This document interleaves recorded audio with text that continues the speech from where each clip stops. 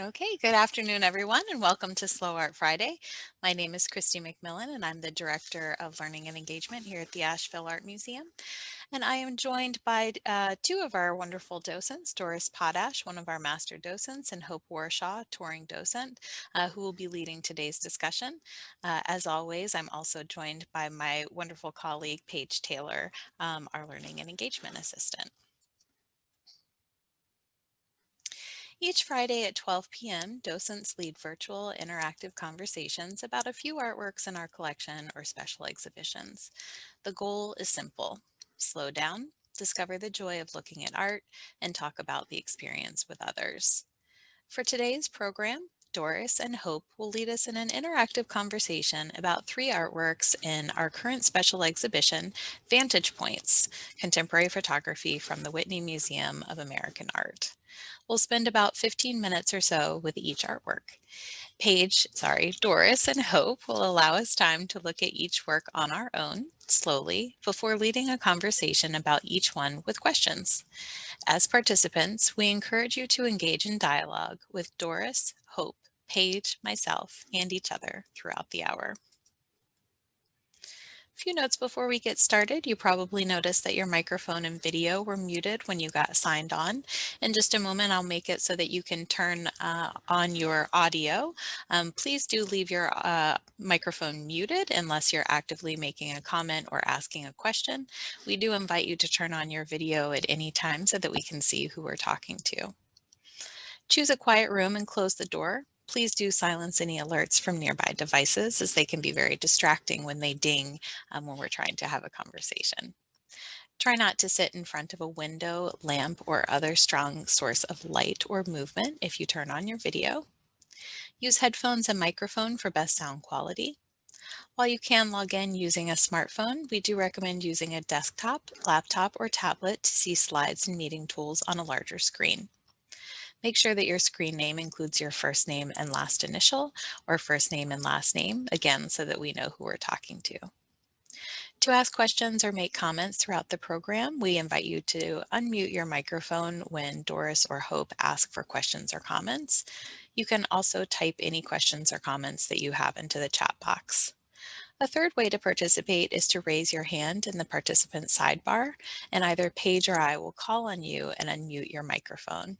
We do recommend, though, just jumping in when you have a question or to make a comment. Finally, we are recording, so if you prefer not to be recorded, make sure that your video and audio remain muted and use the chat box to submit questions or comments. At this time, I'm going to make it so that folks can unmute themselves. Does anybody have any questions before we get started? Fantastic. Doris and Hope, what will we be talking about today? Well, first, Happy New Year, everyone, and welcome to our Slow Art Friday on this supposedly snowy day, but at least here in Weaverville, I don't see much snow right now, just a lot of gloomy rain. Hope and I really had a challenge trying to select some photographs from this particular exhibition because they were all so wonderful. But we were attracted to ones that had people in them, that had humans that were interacting in some way with each other. And we're very interested in hearing how you interpret the interactions in these photographs, what you think the story is that the artist is trying to tell us about the relationships of the humans that are interacting in each of these photographs. So Christy, let's take a look at the first one. Just take a few seconds, take a close look at this, because there is a lot going on here. There's a lot of detail.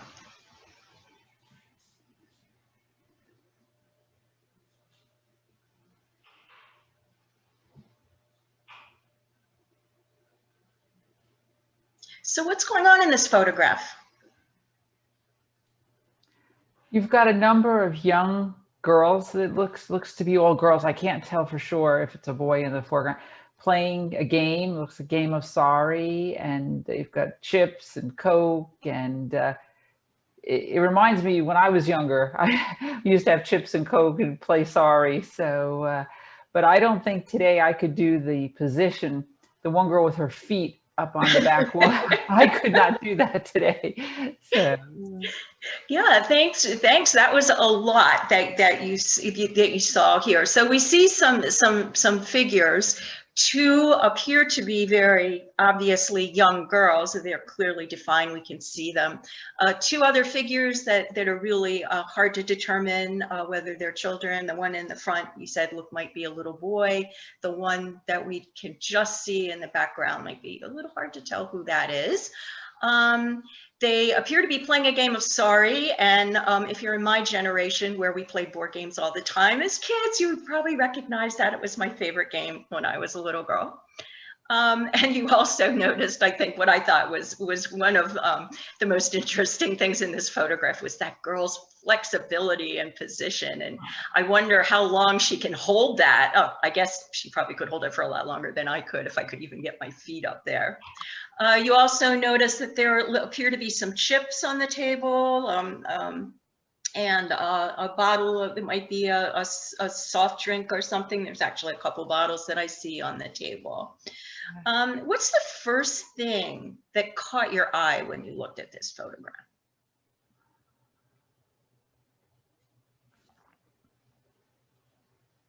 Was there something the girl in the back?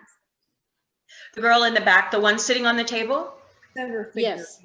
Yeah, and what is it for you that drew your attention? What did the photographer, the artist do that brought your eye to that particular figure? Well, for one thing, her dress is very light, so it sort of stands out. Mm-hmm. And she's in the center, sort of center. Yeah. Yeah, so she is almost in the center of the photograph, and the brightness, also accentuated by her white top, really draws our eye right to that figure. Did anyone else see something different first? Barbara. I did see the same little girl, but what drew me to her is she's looking out. She's the only one making eye contact with the observer. Maybe the photographer, but she's looking out at us. Yeah, it looks like she's certainly looking up as opposed to down on the table, and her eyes appear to be maybe slightly to our left a little bit. So it looks like she's looking at someone or something different from the people that are on the playing the game at the table. Morty, you've got your hand up. You can go ahead and unmute yourself. I think the first thing that catches my eye is just the feeling of summertime. The foliage in the back is lush, but it's also out of focus on purpose. I think the photographer specifically wanted to focus on the kids and the game, and as I guess the first girl who's looking at the camera, it's just the feeling of they're obviously not playing for money, they're little kids, and it's a typical stressless summer day. They're playing a game, but it's not the most important thing in the world. Just like the girl who is in sharp focus is looking at the camera, so she's not overly preoccupied with the game. They're drinking a glass of soda or something. They have chips there. It's just the epitome of a non-stressful way that kids would, at least years ago, would be in the middle of the summertime, just kind of hanging out, playing a game, and relaxing. So Morty pointed out that given what you can see in the background, which is a little bit out of focus, and he believes intentionally so that you get to really put your attention on the figures, but that you see this foliage that kind of reminds you of summer, and that the figures that the children appear to be kind of relaxed, not taking things too seriously, given where their eye contact and their body position. How can you tell anything about where this place might be? It seems like it might be, somewhere in the south. Looks like it's very warm, a warm place. They're out on a little, like a porch or some kind of an outdoor gathering place. And it appeared to me that the players on the left side are Black children, and they're playing this game, yeah, very peacefully with the other children, which I enjoyed. And it seemed to me that the little girl in the, you know, the off the shoulder dress is not playing the game. If you know the game, you can tell that there's only 3 people actually playing, because the foreground on the right hasn't entered the competition yet. And so I thought perhaps they were charged with looking after the little one who's just sitting there and observing the situation. Interesting. I Interesting have interpretation. I have to say that when I very first looked at this without really studying it, I thought, oh, that's a mural in the background. Oh. And then I thought, no, they're in the country as opposed to an urban area that may be very well a true forest, but and they're on a porch, but that could be deep summer in New York State as well as deep summer in the South. So, like warm weather, I think is what we're agreeing. It's obviously warm weather. And I think And the, that I think Yeah. the actual event is taking place in a more contemporary time because of the wrapping on the Tostitos and the shape of the Coca-Cola bottle. So Billy, when you say contemporary, can you be a little bit more specific, like within the last year or two, or? Well, I certainly not during my childhood, which was in Okay. the 50s and 60s. Okay. Yeah, in Yeah, the last yeah. 5 to 10 years, Yeah. I'd say. Thank you. That Thanks for the it feels clarification. like nostalgia, to us, but I think it's actually taking place in a more contemporary time.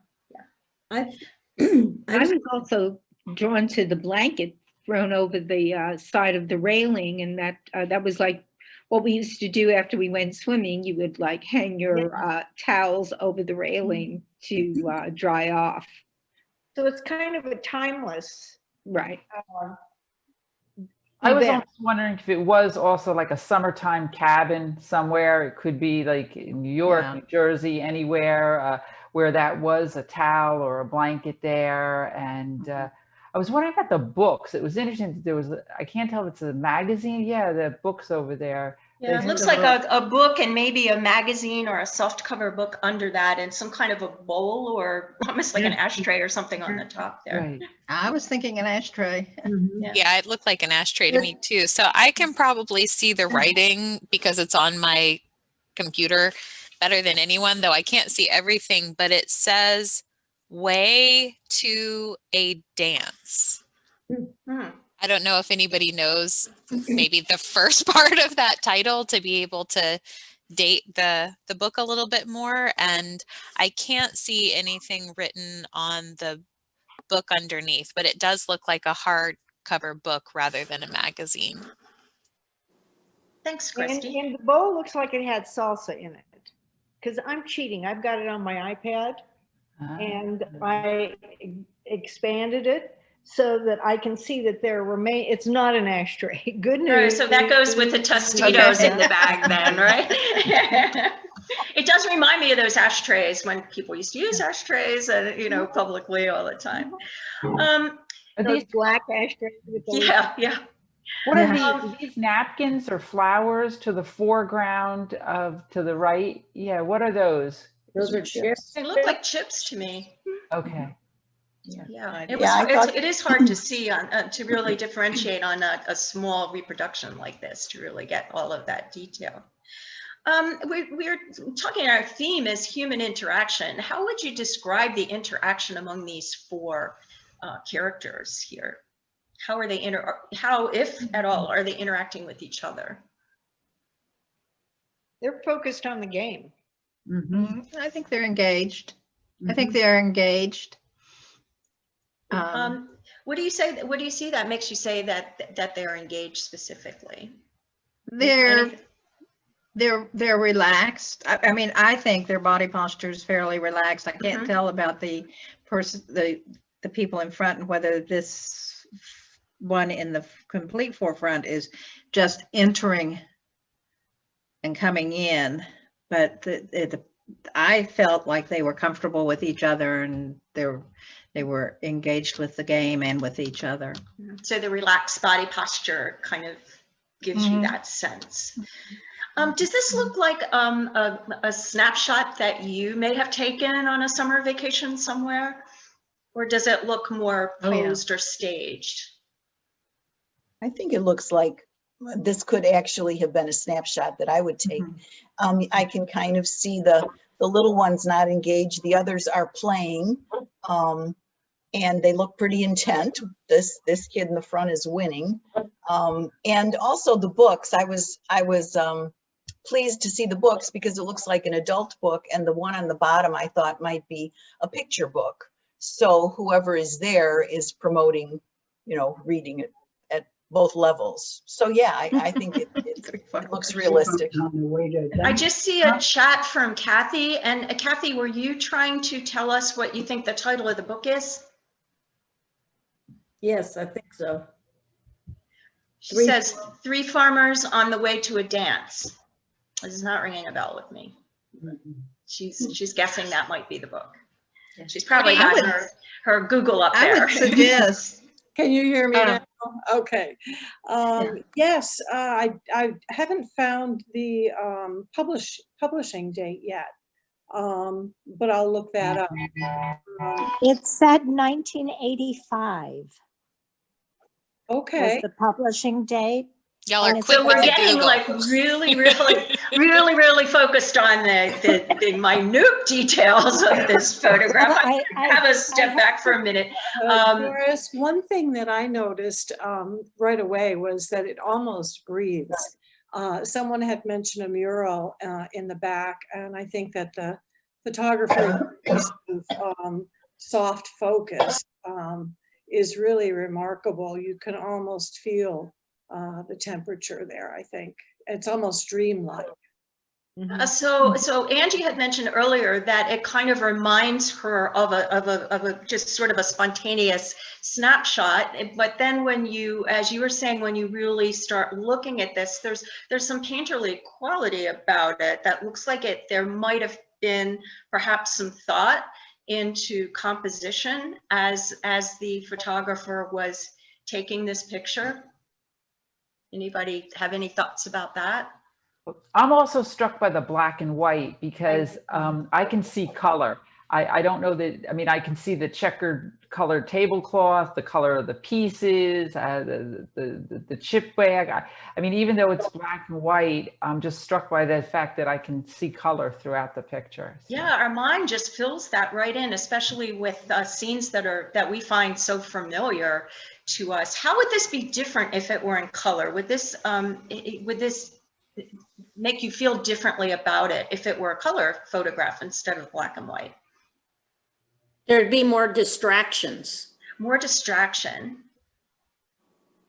Any other thoughts? And as far as the photographer might be, and probably is, a professional photographer where you've got the camera that can blur the background. So the photographer might have purposely blurred the background and to bring out the players of the game. Right. So perhaps if we were taking a casual snapshot of our children playing in the summer, we might not have done something like that, particularly given it that much thought or composition, unless we were doing it as a piece of art. So then what does make this art? How is it different from a photograph that you might have taken of your children? Why would this be in a museum? Can I say, I really have a very strong feeling that photographers see the art in everyday things. This does not look posed, but definitely the photographer saw the balance, saw the interest in it, and that is her talent, that is her ability to catch something spontaneously that is painterly. she caught the moment, and I don't believe it's staged. So you asked that question before, Doris, and I just think that the photographer had an eye to catch the moment and make it. She saw the beauty in the moment and was able to capture it. Yeah, Paige is saying the composition is so it's so perfectly composed that it's not a snapshot. But Barbara, I guess I hear you saying is that you're not you don't necessarily have to stage something to as an artist. You see the talent that you have sees that composition when you're taking that snapshot. So it's sort of a not staged, but not necessarily just blindly taking a snapshot of something, that she was intentional about how she created that photograph. She might have set the scene and say, I want to take pictures of you while you're playing this game. And she kind of set up the interaction, but I don't think it's sit like this or sit like this. I think she was catching the moment. Yeah. There could have been a series of photographs, like maybe she was snapping a number of them, which is what created or caused the girl in the center to look up. Maybe she was looking down, and when the camera started clicking, she looked up, and then this was the capture, so to speak. Yeah, that was the shot, probably one of hundreds that were taken in order to get this perfect shot. There's so much to talk about, but I want to have some time to talk about some of the others as well. Before you move on though, Doris, Morty has had his hand up for a while. Oh, sorry. Morty, go ahead and just feel free to jump in when you'd like to jump in. Yeah, I would just propose that if you had to put music to this photograph, I think the perfect song would be Summertime and the Living It Easy. Yes, for sure. Thank you, Morty. And I'm sorry because Hope and I can't see the hand raises very easily. So we thank Christy and Paige for kind of looking at those electronic hand raises there. This is a photograph, as you probably noticed when you saw it on the museum website, from a photographer Sally Mann. And you may be familiar with some of her, with her name or perhaps some of her photographs. She was quite controversial years ago in the late 80s, early 90s, when she published a book of her photographs of her children. She has three daughters and a son, so there's 3 children that she photographs, and many of the photographs, not this one, but some of the others, are photographs taken of her children in the nude, and that became controversial. There were some people that felt that she was exploiting children, that it was pornography, even though the images themselves weren't necessarily pornographic. But a couple of interesting thoughts about her, facts about her. The one that I thought was kind of amusing is she says she took up photography when she was in high school so that she could be alone in the dark room with her boyfriend. So that sounds like a good motivation.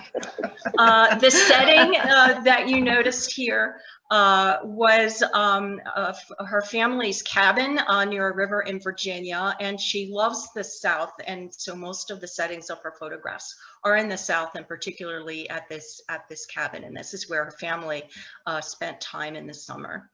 And so her photographs tend to be a combination of spontaneous but carefully arranged moments of childhood repose and imaginative play. So she really likes to tell stories through children and what it's like to be, what childhood is like in a very imaginative way.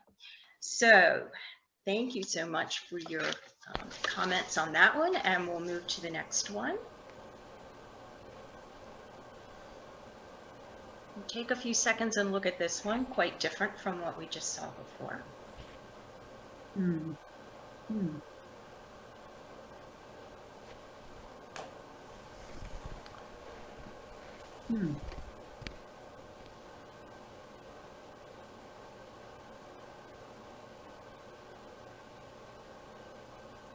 So what's going on in this photograph?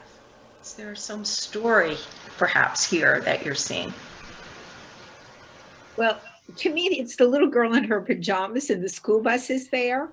And maybe because I was a school teacher for many years, when they would change the clocks back, I had a couple of kindergartners saying, why am I going to school in the dark? And that's just what this reminds me. All right, so we see, so Barbara sees the little girl in the center of the photograph. She looks to be in her pajamas, and there's a school bus there.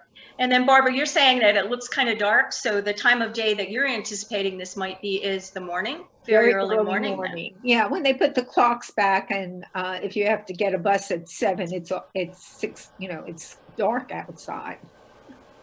Plus, What else do you notice? And there's lights on in the house. So whoever's sitting in the window, I guess, didn't notice that she left in her pajamas, left the door open, and okay, another little piece of story here that we see. There are people in the house, you can see in the window, but they're not watching this little girl. The door is open, so maybe she escaped in her pajamas and is looking at the school bus. Yeah, I first thought that it was early morning school bus, but then when I looked more closely, it looked like the other people are like watching television. And if you look at the bus, the wheels are off the road on the one side, and the man with the flashlight is attached to some kind of a cord. So my thought was perhaps this is her father who drives a school bus, and he was doing some kind of maintenance on it. And she was out there, kind of making sure, whatever, that he was moving along, she'd be able to go to school the next day. That was my impression.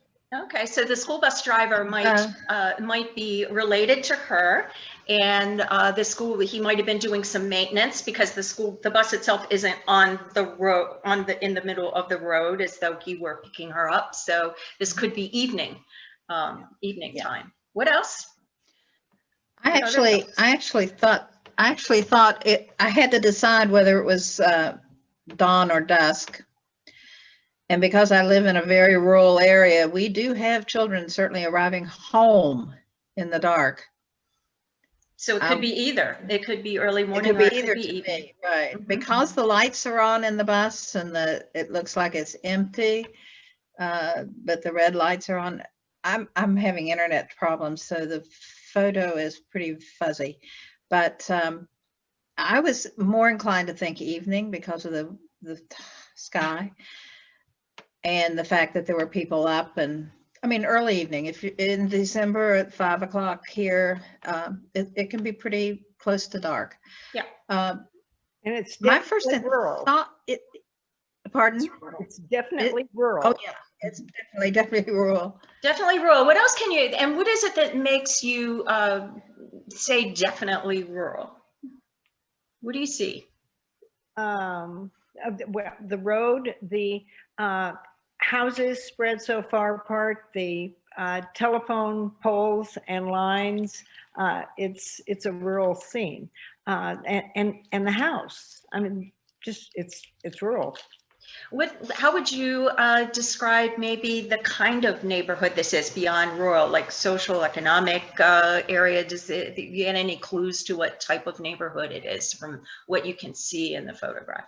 It looks more like Woodfin than the Rambles. I don't know what that means. Hey, watch it. I live in Woodfin. Yeah. Someone's gonna have to explain that to me. All right, say a little bit more. That is a fair question. Say a little bit more about that. Because some people seriously may not be familiar with Woodfin or the Ramble.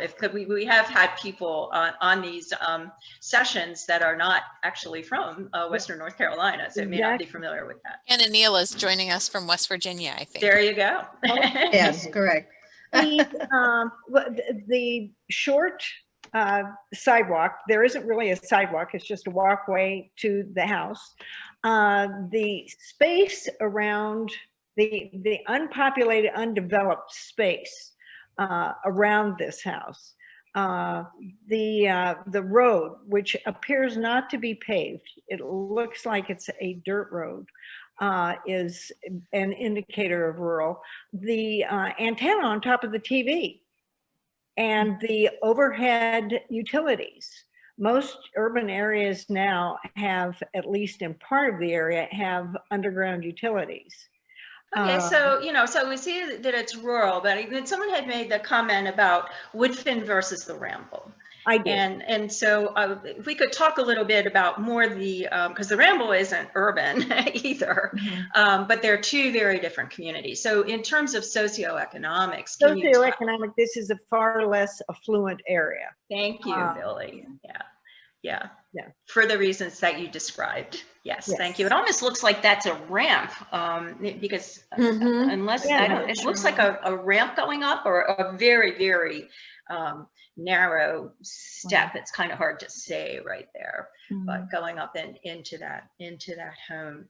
And I was interested in the writing underneath the window. Yeah, what is that? Yeah. Yeah, can you tell what that is, Christy? Because it's not projecting large enough to really read it. What? Corcoran. I'll write it in the chat. So what do you think that might represent?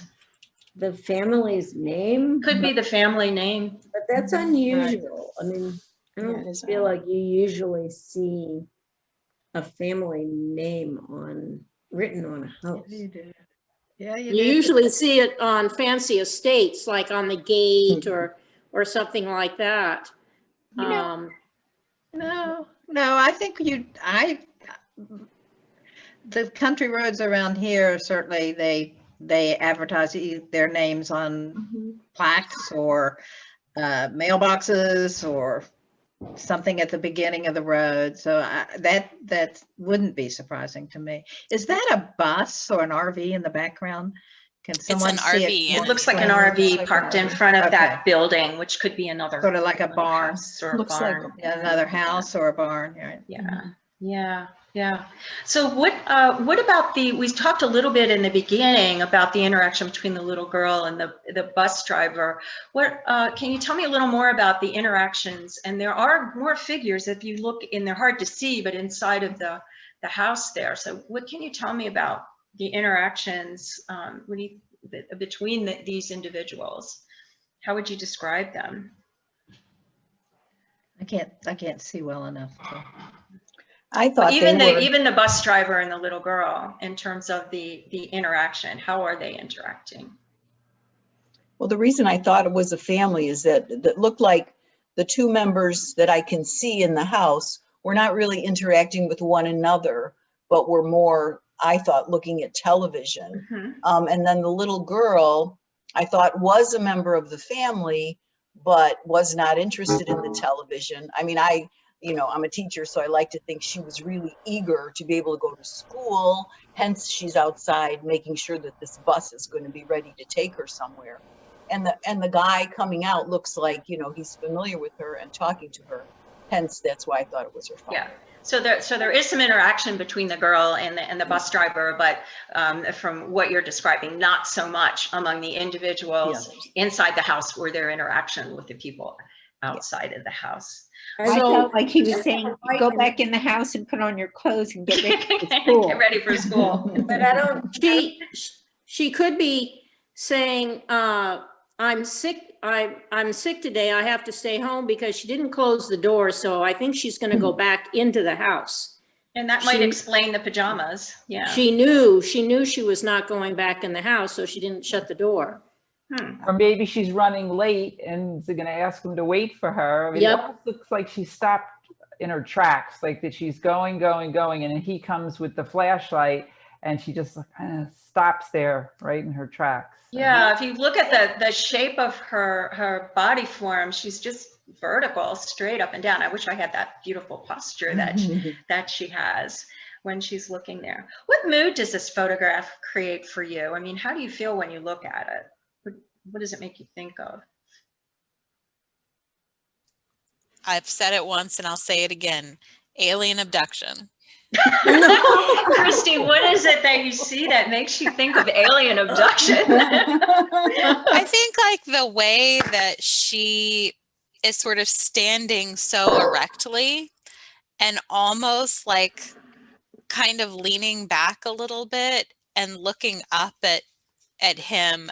Gregory Crewdson photographs often look that way to me. They are so uber staged, and everything is in such sharp focus, and the colors are so intense, and the lighting is so dramatic. It just feels so theatrical to me, but, you know, like Close Encounters of the Third Kind, or some, you know, like parody of alien abduction, where, you know, there's one figure who is vulnerable to some sort of outside force. And that would be the little girl, you think? I mean, they draw you in. They're so dramatic, and you want to know what's happening. They're always so absolutely beautiful.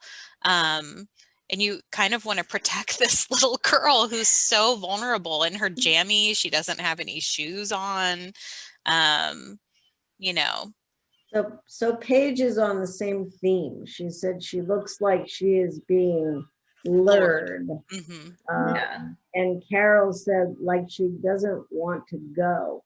I'm not, I don't know. I'm going with the, you know, father is a bus driver, and he's at the end of his route, and she's come out to greet him. So, I mean, these are like so many different interpretations that are so vastly different, from alien abduction to, oh, it's my dad. He's come home and come home from work. Or, you know, I can't go to school today because I'm sick. So that's what I think is so wonderful about this particular photograph. And this print is actually almost 48 inches by 59.5 inches. So it is big if you saw it in the museum.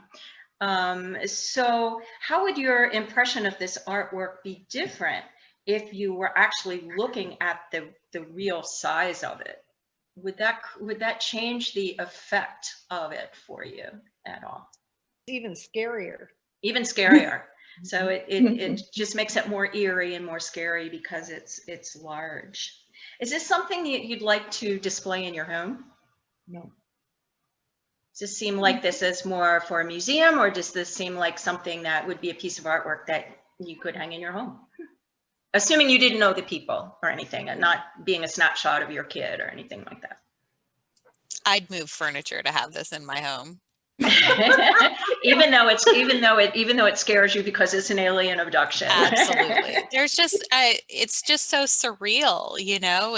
It's something that obviously we've all sat here for 20 minutes, you know, staring at it.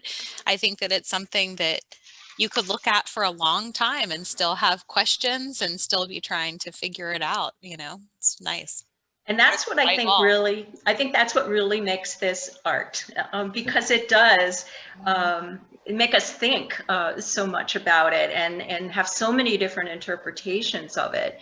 The artist, the photographer Gregory Crewston, is known for his, and this is the word, surreal vignettes of small town American life. And Christy alluded to this before when she was describing how she saw this, that this is staged. It's elaborately staged. And he stages these things, he says, on a Hollywood scale. That's what he's going for. He uses a cast, a crew, cinematic lighting, and he says just the way that a director would shoot a film. So he's interested in film, and it creates this mystery and drama. The other interesting thing about this particular photograph that I found in my research was that the people that appeared in the house actually live in that house, so that it's not a stage that's created. It's a real house, and the people actually live there. The man who's the school bus driver is the local school bus driver for that school bus district. And so Crewston, a quote from him about this particular photograph, he said, "So it was very important for me in a way to combine reality with fiction." So I thought that was kind of something to ponder too. So it's real, but it's not. I appreciate your conversation about this, because I thought this was really interesting as well. So I'm glad you did. And now I'm going to turn it over to my colleague Hope for another one very different. So as Great. we're getting ready for the next one, Hope, I just wanted to mention there is a new film that came out at the end of last year about Gregory Crewdson and the way that he works. You can stream it on demand. I'm also working to see if I can get the director to come and talk about the film with us. Wow. Excellent. Thanks. What's the name So of the this- film? What's the title? I'll look it up and send you the link, Billy. Oh, thanks. So we've looked at two very interesting and thought-provoking pieces, and I think that we have a third photograph to fall right in line. And again, this is from this exciting special exhibit of contemporary photography from the Whitney. So please take a few seconds to closely look at every corner and inch of this photograph, and then we'll share our perspectives, and I have a number of questions to ask you.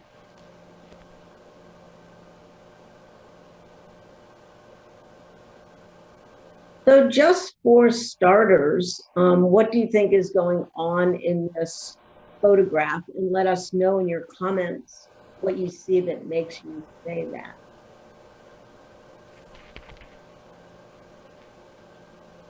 Well, I think it looks definitely posed. I mean, just the position and the body language and the looking at the camera. And I think these two are friends. I mean, looking at their tattoos, though, it appears the gentleman in the front has animals on there, and the other one in the back are more look like flowers to me.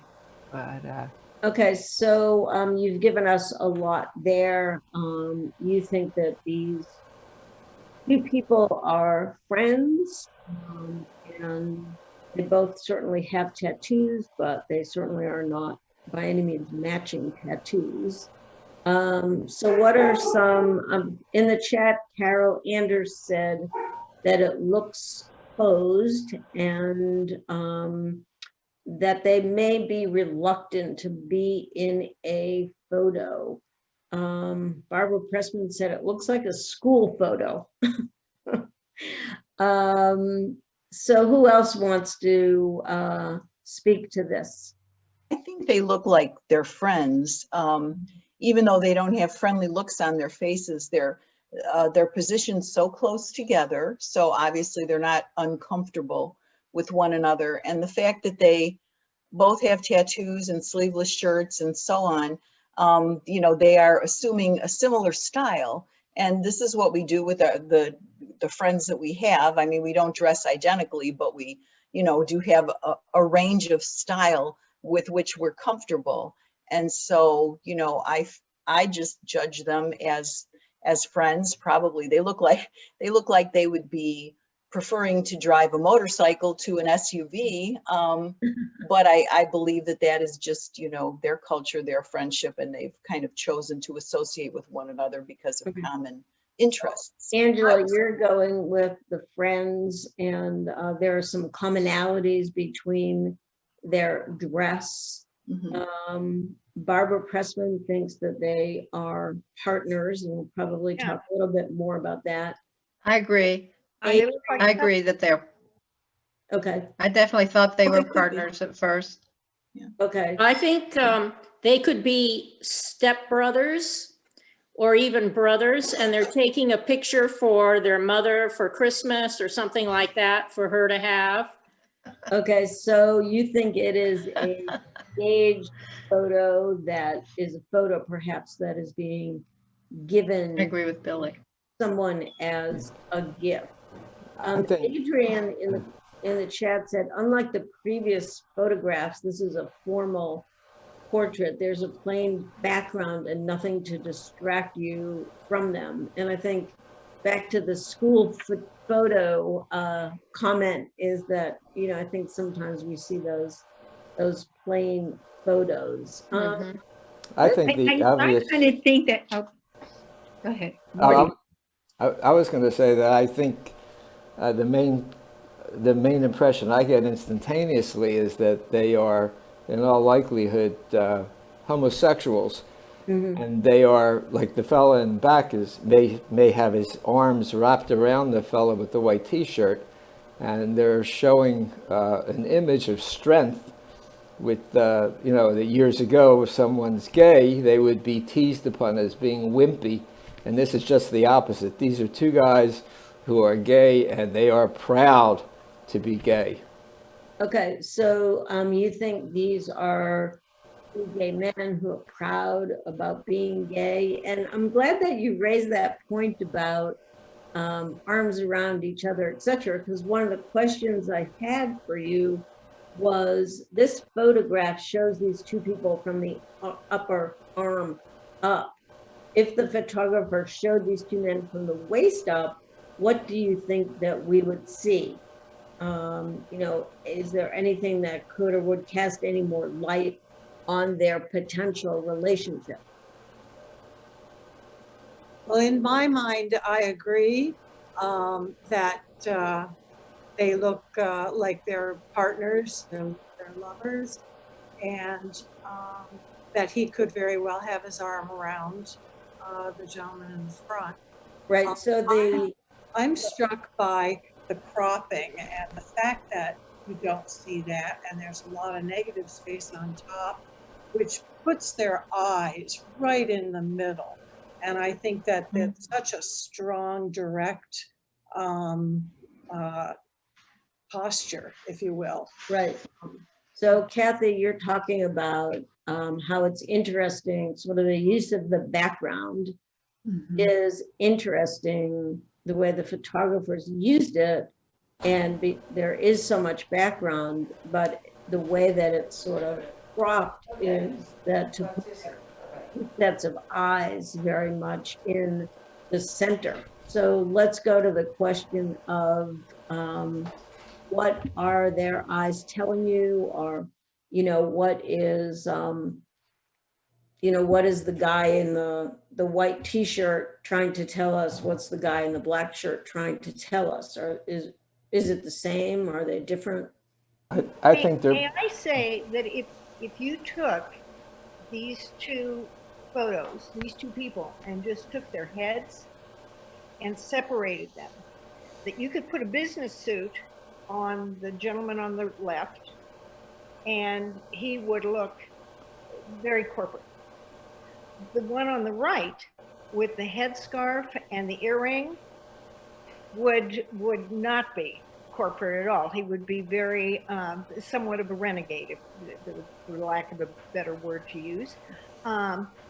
So while they're together, to me, what joins them more than anything is their arms and the tattoos. That's the unity that I get from these two figures.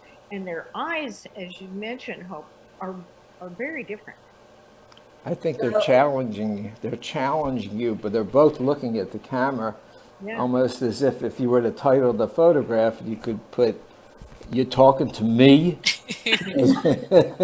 So I think they're demonstrating strength, not just from their eyes, but obviously they're muscular, and they're very proud of what they are.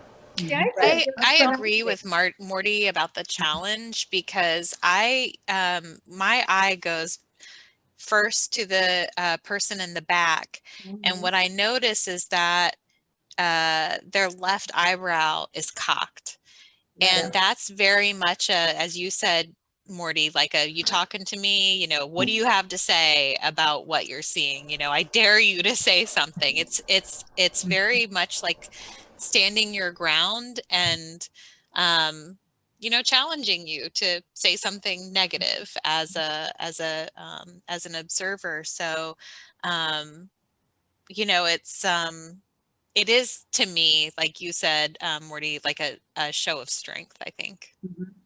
And I'm thinking, because they're dressed in black and white, that's sort of like, that's the black and white of it. This is it. Take it or leave it. It's a, you know, statement. And then the headband has white incorporated in it. So we're combining, but we're one, but we're together. Right. So to me, it looks like a stage photograph, like someone said, for a grandmother or mother, or this is like, what was it back in the day? It was Olin Mills or Sears. You would go with your family to go take a picture, but they are we are a family and we are who we are. And maybe they are saying, are you talking to me? We are a family. We are set up in this portrait and this is who we are. And that's how the feeling I get from it. So I think that your comments, Barbara, reflect Kathy's comments that just says open, honest, and direct. Right. You know, we're here, we're who we are. What do you think the rationale was for using the blue background? Any thoughts on that? Well, the color complements the colors in the tattoos in their arms, you know, to bring that out. But it almost looks like one of those photos in those old time photo booths, except for it's not brown and white. It's not sepia, where they went in and just kind of took some photos there, posed. But obviously they are, again, I agree about who they are, because they could easily have taken off the head bandana, shaved, taken off the earring, and wore something that would cover the tattoos. But then this is how they want to show and portray themselves. So. Right. So they wanted this to be, as Kathy said, very honest, open, and direct. So to another question is, talk a little bit about the tattoos. There's some similarities of colors in the tattoos, but to me, they're quite different. Anyone have some thoughts?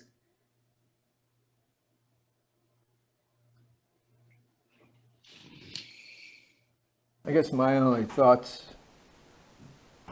would be that there are multiple different images that they probably acquired over several months or years. It's not something they just did spontaneously because they're all different. Right. So in the front, the guy in the white T-shirt, there definitely appeared to be some animals. To me, that the bigger animal appears to be a bear, where more lizard type of animal. It almost looks like a Native American style, the lizard and the bear. I've seen those images, and especially some of the Southwest Native American art. Yeah. Paige said tribal. And then what about the guy in the black T-shirt? Anything about, I think, a very different tattoo? Or is that a fish there on the bottom towards the end of the photo, like a fins of a fish? And then you've got the flowers, look like. So it seems like the fiercer or more aggressive expression of the person in the black shirt, but yet he has the more nature, gentle type of tattoo. Yeah, that's really interesting. Yeah, it's sort of that the flowers on the back. So who do you think is Mike and who do you think is Sky, and why? That's the title of the artwork, Mike and Sky. Right, but I'm assuming that one of the men is Mike and one of the men is Sky. I was wanting to know, do you think which one is which? I just think because of the positioning that Mike is in the front and Sky is in the back. Mm-hmm.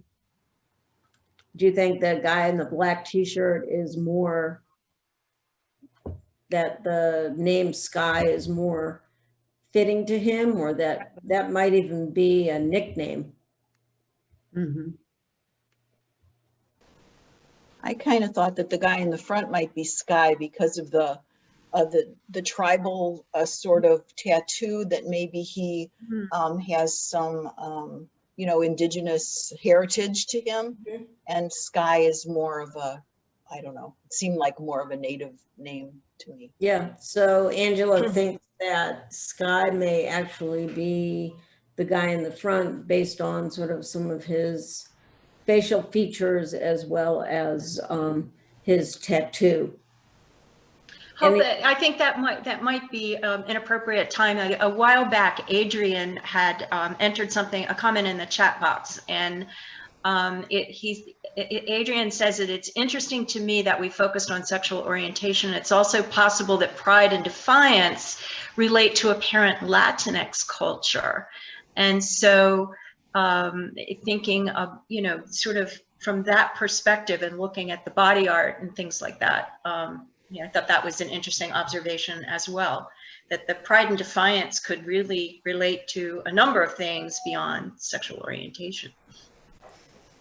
So, yeah, those are some valuable comments, Doris, and sort of along that line, what do you think the photographer is trying to communicate about our perceptions and biases about masculinity and ideas about gender and ideas about hetero or homosexual relationships? Because, I mean, I'll tell you a little bit about Catherine Opie, the photographer, but this is along the lines of what some of her work is.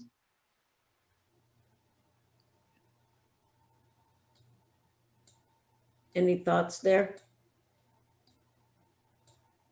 Well, I just think, just like the other photo had many stories, this has many stories too. I think maybe it's a gang thing. Maybe it is, like their gang or their motorcycle crew. It could represent many things. I thought it looked like a portrait, but just like the other photo with the bus, there are different interpretations. And I think when that's what makes it art, when people can look at it and take different things away from it. And so there's a variety of stories here, and we've found quite a few of them. Yeah, I think we could continue to come up with different stories about Mike and Sky. So Sandy said, it's so interesting that the man in the back who looks so tough has beautiful flowers in his tattoo. And I think we covered some of that. So I'm looking at time, and I want to say a couple words about Catherine Opie and then conclude our conversation. So Mike and Sky was done in 1993. It's a chromogenic print. It is 20 by 16 inches, so reasonable size for a photograph. And again, it's part of this exciting exhibit. So Opie is categorized as American fine art photographer. She's currently based in LA and is a tenured professor of photography at UCLA, though she was born in Sandusky, Ohio. And she got into photography very young. She had a Kodak Instamatic, and at age 14, she set up her own darkroom. So, sometimes people get into their careers very young. Says since the 1990s, Catherine Opie has been recognized for her use of documentary photography to address issues of community and queerness and the ways in which identity is shaped by architecture. I thought the one cute sort of fun tidbit about Opie that I read was that in 2011, she photographed the home of Elizabeth Taylor. And there were a ton of photos. I think the book was titled 700 Nimes, Nimes Road. So that's a little bit about the photographer on Mike and Sky. And so I will bring this to a close and say thank you for joining us for Slow Art Friday today. I know Doris and I thoroughly enjoyed preparing for this and developing all these questions. And I know we couldn't even get to all that we had come up with and exploring these really three photographs that definitely explore human interaction. So this exhibit, Vantage Point, from the Whitney Museum in New York City, will be up at our museum until March 15th. So I encourage everyone to head to the museum over the next few weeks and enjoy the exhibit in full. And I'll turn the program back over to either Christy or Paige. I'm not sure who. Thanks so much, Hope and Doris, for leading our conversation today.